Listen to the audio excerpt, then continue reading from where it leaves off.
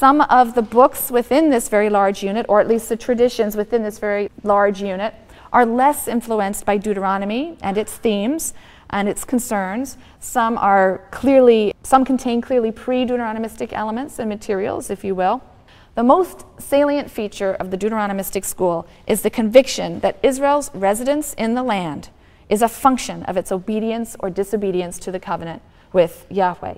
And that conviction is going to color its presentation, its evaluation, and its interpretation of Israel's history and her kings, right from Joshua right through to 2 Kings.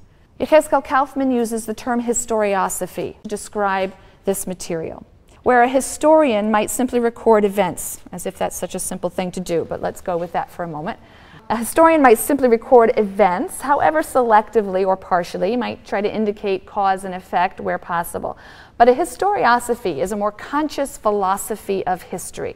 It's seeking to ascertain the meaning of events, to draw larger philosophical, ideological conclusions from the events of history, and to point to the larger purpose or design of history. Not to say just what happened, but to say why it happened and what it means for us today that it did happen. So the Deuteronomistic history is not simply a history of Israel until the destruction of Jerusalem. It's a historiosophy. It's making an argument, and it's attempting to communicate the meaning and the significance of the events of that time. And it does so through a pattern, a literary pattern we will see, of reward and punishment. This is an important point, and as we begin to go through the material, we'll be coming back to this. We'll return to this idea.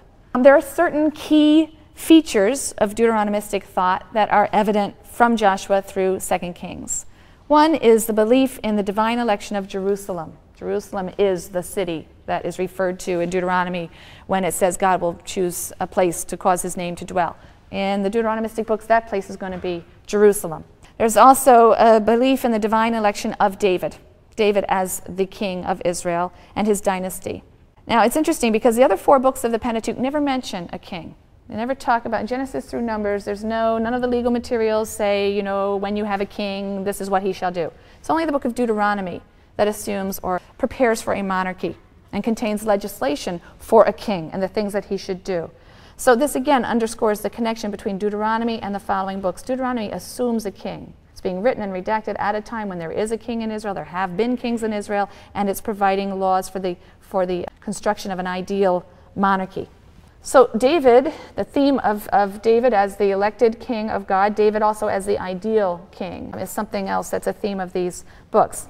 Another theme that we see in these books, or feature of the Deuteronomistic school, is the emphasis on what we call the Yahwist prophets. Yahwist prophets, prophets like Elijah and Elisha. These prophets are held up as heroes and champions of religious purity.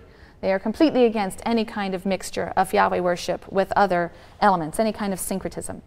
The other thing we see in the Deuteronomistic material is a preference for Judah, the southern kingdom, as compared with a very negative presentation of the northern kingdom, Israel. The northern kingdom, Israel, is going to come in for very, very bad press at the hands of the Deuteronomistic writers, which shows that they are probably favor or come from Judah.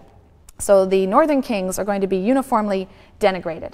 They're going to be denigrated because they maintain cults that rival the central sanctuary in Jerusalem. And this is going to be what does them in. The other theme that we see throughout the Deuteronomistic material is the negative presentation of the Canaanites. But we'll talk more about who these Canaanites were and how complicated, in fact, that presentation is.